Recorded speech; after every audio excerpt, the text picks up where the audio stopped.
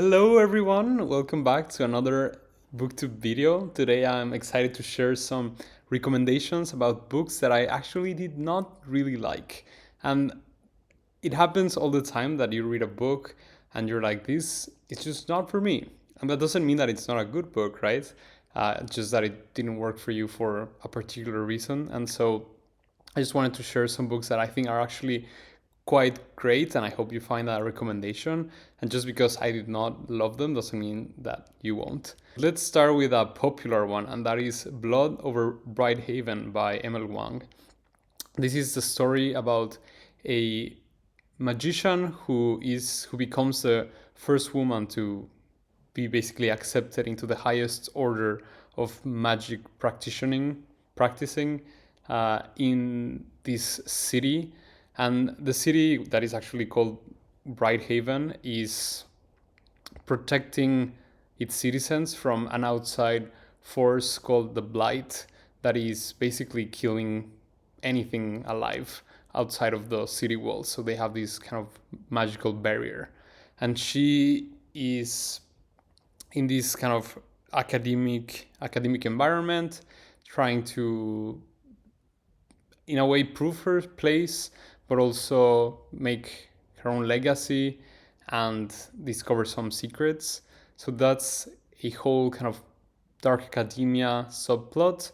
And then at the same time, you have another main character, or yeah, another of the important characters, who is a person that comes from the outside of this city. He comes from a tribe that lives outside. They are scavengers, they hunt, they have a really bad time because of this blight that is constantly menacing to almost instantly kill anyone in the tribe, in their community. So it's a very ruthless world to be in, and they make a desperate run into the city of Brighthaven to look for a better life. And the story of this man and this magician intersect, and you take it from there.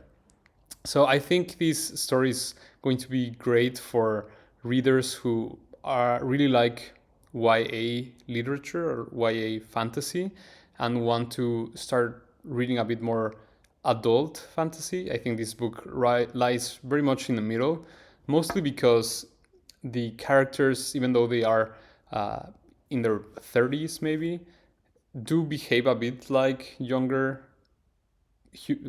people, and some of the tropes and some of the character traits I feel like you see a lot in YA fantasy. So I think readers of this genre will feel that um, it will feel familiar. But at the same time, there are really interesting, complex themes being discussed, like racism and, in general, like colonization. You obviously have deep themes about patriarchy and gender roles and the problems that arise when a society is built on these misogynistic ideals, to the point where it's almost like everyone is indoctrinated and believes religiously in the superiority or in the role of people based on their sex. Um, so there's a lot of that. And again, there are some kind of secrets that I will not dive into. So I think this is a very fast paced story. It's a standalone, which there are not a lot of in fantasy. It's written by a BIPOC woman. So I think there's a lot of things to love about this book. For me personally, I think it just read a bit too young, as I said, which there's nothing wrong in that. It's just that the characters did not behave in a way that I felt was very compelling. I also, unfortunately, called the a big reveal about the world building is done later in the story, and I called that almost like in the prologue right away. So this is what I'm saying, where I think if you've read enough fantasy, this will not feel like necessarily super new or different or complicated, but I think it's still a worth read because it deals with important themes in a way that is very engaging. I mean, I was excited to read. I could not put down the book, and I was interested to know what was going to happen. It's just that it's not staying with me, and I think it's already kind of fading a bit. The second one that I want to talk about is an older read, and that is The Memory Police. And I'm blanking on the author's name, but it's a Japanese woman who wrote this it's maybe in the 90s or maybe even previously. And this is a sci-fi or like low sci-fi, what can you call that? Maybe contemporary sci-fi novel about a small village in Japan where things start being forgotten by the people. So one day, maybe everyone forgets what birds are or what books are, and these are just random things I'm thinking of. It's not what happens in the story. So you have a town dealing with the reality of things disappearing from their memory, and it's a very slow, introspective book dealing with themes of obviously memory, but also identity and what it means when so much of who we are is what we remember of, our childhood, the people around us, and things that have happened, and what does that what does it mean for our own self when we start losing this piece of us. So there's a lot of that. There is a dual narrative, more or less, because the main character, she is an author, or she likes writing, and so she shares this story that she, I think, has written, and it mirrors in a way, or at least thematically, what is happening with her. So that was, I think, very exciting to read, and a lot of the plot revolves around her having a refugee at home, basically hiding this man from the memory police. Um, so there's a bit of intrigue, there's a lot of dystopia. So readers that are into this will like it. What I will say, and I think it's a very like one of the highlights of this book, is that it's not a Western dystopia with all the drama and rebellion that I think readers, at least of my age, are used to from the Divergent and Hunger Games era. So this is definitely a very different take on what a dystopia looks like. And it's very character driven. So if that's the type of writer or reader you are, I think this would be great. Really recommend this reading in a group, or if you can discuss this with people in a book club. I think this is a great book because it's so introspective, it's so slow and like slow burn, but not in a way that it's building necessarily to like a big epic reveal. It's just like sinking on you slowly. I will say that I think for me the biggest reason why it didn't work is because the main character herself is very detached from the narration emotionally, and I think this makes perfect sense. But just to me, it was a bit hard to connect with her and care for what was happening. So I think that reading, or that narrative voice that is kind of very robotic, almost very detached, while it is good in some stories, and I think it makes sense for this story, I just have a hard time finding like a good connection with the character and the story. So I thought the ideas were fascinating, but I just found it really hard to be engaged. But this is another great book by a female author. So let's move on to the next one. Editing JP here. I realized that I misgendered the next author, so let's talk again about Minnesteatern by Karin Tidbeck. They are a Swedish author who write mostly in English. Actually, this book was originally written in English. I think it's called The Memory Theater, and it was then translated back to their original language, Swedish. So I read it in Swedish, and that was very cool. This is a dark fairy tale, so if you like mythologies that have a darker nature, then I think this will be up your alley. And the story follows two main characters, Tistel and Dura, and they are trapped in this garden, and they basically are slaves to a bunch of men and women who are in this never-ending hedonistic kind of party loop of madness. There is no time in this garden, so the older men and women in the garden, they don't age, they just repeat kind of each day after the next. And there's a lot of children, and including the main characters, some teenagers, young people that are trapped in here. They come from the real world or our world, and they, for some reason or another, got lost and trapped in this alternate reality dimension place. And the story starts there, but our main characters manage to escape, and this triggers a journey for them. This book is really unique. It has, first of all, a lot of mythology that is kind of sprinkled around the story. We don't get a lot of it, but you have, for instance, this troupe of theater players who just go around the multiverse, making plays of things or stories that have happened. So that is kind of the way to keep memories alive of things that have happened in different parts of the universe. Then you have obviously the garden that I explained. You have this other non-binary entity that is in charge of keeping, he's like the guard of a library that is burning, and he has this kind of pocket dimension where it's, you know, that it like slowly it's coming down and it's succumbing to the fire, but he's kind of trying to keep it together. So we have like there's a lot of creatures and entities we meet along the way, and it's really, really interesting, really fast. Trigger warning for a lot of child abuse. As I said, in this garden there is physical, verbal, emotional violence enacted towards children. So if that's something that is triggering for you, just be aware. But it's a nice story about finding who you are growing up, identity, your relationship with like your parents. I think that is partly why it didn't like resonate so well with me. As I was saying, this feels very much like targeted for younger audiences, with the themes of finding your parents and what your name means, and finding that identity. So those themes just didn't resonate for me as well, but I had such a fun time reading this. I really wanted to know more about this world. Like, I could see this becoming a series. I don't think it will, but there is just so much that I want to know about this world, and I kind of wish there were more books. I would definitely have continued because it's so short and so easy to read.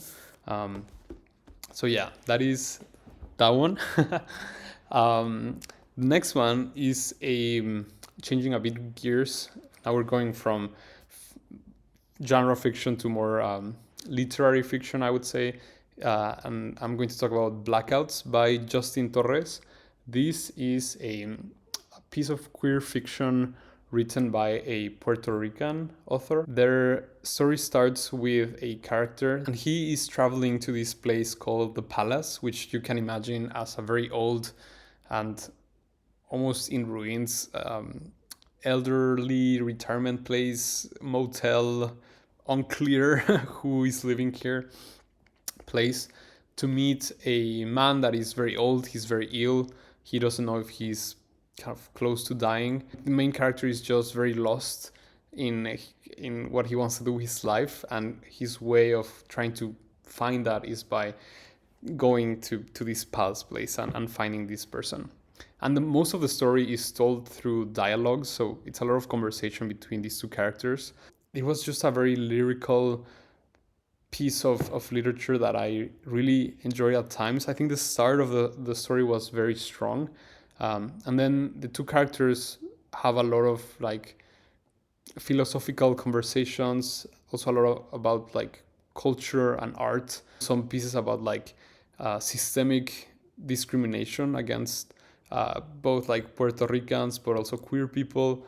So some very interesting stories. And it's really also really heavily inspired in the El Beso de la Mujer Araña, I think it's called, by Manuel Puig, The Kiss of the Spider Lady, a very, very piece of classic queer fiction. So if you really like that, I would really recommend Blackouts.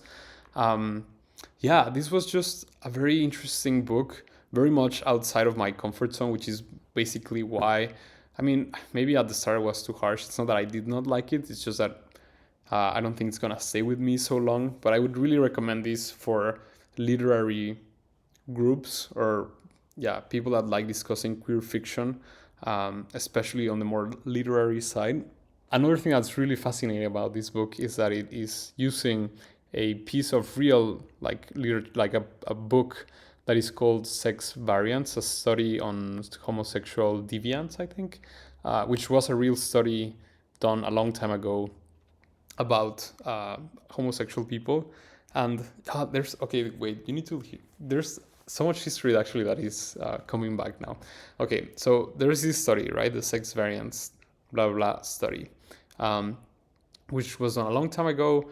And that study was mostly carried through with volunteers, queer people that volunteered to be interviewed in the study. And a lot of these volunteers were actually recruited by a woman that was basically, I don't know, it's not that she was like cheated on, because she agreed to be like to help with the study, but I think she was very much against how the study portrayed the answers of the queer people that agreed to be part of the study, because they narrated things about their life, they shared things about who they were as people, both like intimate things, but also just like the relationships and other things that were not at all related to the like queerness. But then the actual study was almost like edited in a way that really portrayed the bad side of it. So, and this woman I'm forgetting her name. I think she's called Jane Gay. I think she changed her name to that. Was completely lost in history, or like no one really acknowledged that she helped in this study. So that is like a real thing that happened. And in the like inside of the novel Blackouts, the author um, uses this novel or this study, but they basically edited to like mark with like black like marker on top of the pages to make like fiction or like poetry out of the pages, and turning all of these kind of not so nice stories about the queer community into like more beautiful stories.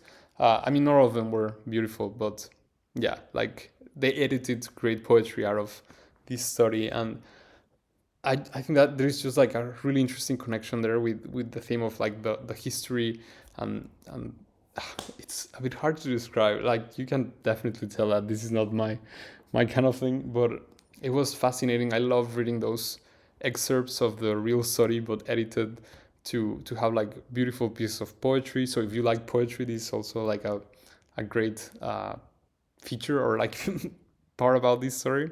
Anyways, I have talked so much about this. I need to continue. The next book that I will be talking about is none other than The Starless Sea by Erin Morgensen. Sorry, that's a hard name to pronounce. Which is a very popular book. It's a booktube, maybe BookTok also a darling at this point with the other book by the author, The Midnight Circus, The Night Circus. And this is also a very lyrical piece of fantasy, but it's almost like fantastical magical realism. So it's not very like epic. It's more like it's definitely a lot of vibes. I think that's how people describe this book.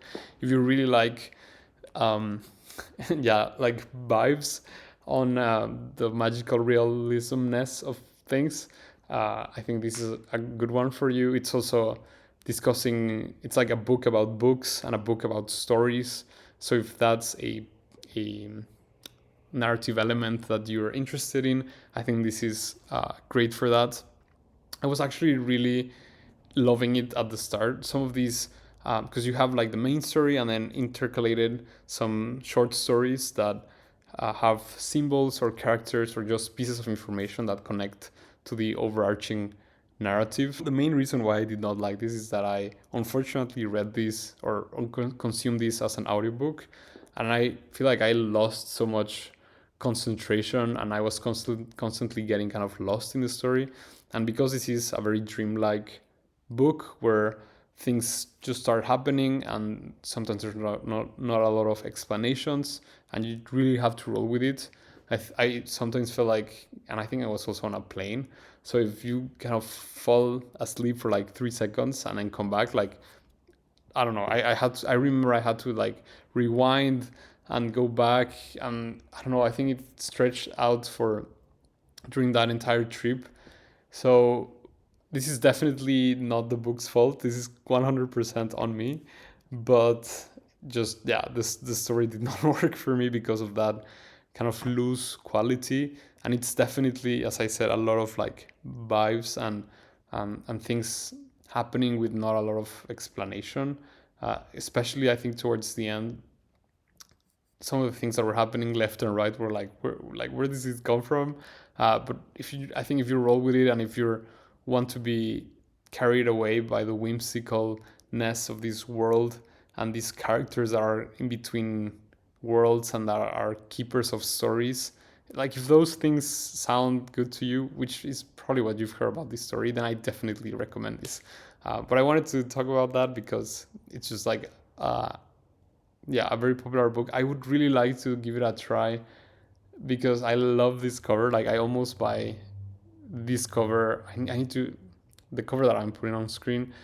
I almost want to have this book just because the cover is so gorgeous. Like this is low key one of my favorite covers of all time. So I think this out of all the books in this list, this is definitely the one that I would be more willing to give it a try in the future. But even now I'm struggling a bit to tell you like some of the specific plot points of what happened. What I really liked the most for sure were those short stories uh, that were all very like weird, and uh, it has this kind of Russian doll quality to it that you feel like a story connects to the next one and it kind of takes you deeper and deeper into this magical world that is potentially fictional, potentially not. Um, and it has a lot of, I've seen a lot of magical realism books, things that just make no sense. But I think if you start a book and you like the writing style and some of the initial chapters, that will really tell you if this is a story for you. But yeah, anyway, I just wanted to chime in and share some recommendations. Again, I recommend all of these books. I think it's just that I was not the target audience, or for a reason or another, they did not work for me. But I think they are actually great books. And if any of these sound interesting to you, I hope you give them a try. And yeah, let me know if you have any recommendations for books that just did not work for you, but you think are amazing. Yeah, and see you on the next one. Bye bye.